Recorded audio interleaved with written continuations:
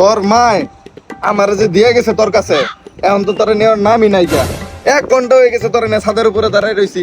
এটা কি তোর মা কাজ ঠিক করতেছে? হ্যাঁ, এটা কোনো কাজ ঠিক করতেছে তোর মায়?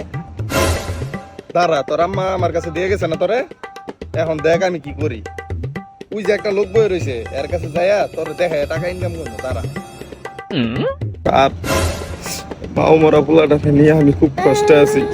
কেন পোলাটাও কাঁদতেছে, কিছু টাকা পয়সা দান করেন। পোলাটা না খায় রয়েছে, পোলাটার কিছু খাওয়া মশা, কিছু টাকা পয়সা থাকলে দেন।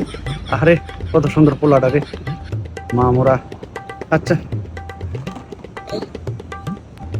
10-20 টাকা আছে। ধন্যবাদ স্যার, আপনি মেলা উপকার করলেন, এই দুধের শিশুর খাওয়ার ব্যবস্থা করে দিলেন। ঠিক আছে, ধন্যবাদ।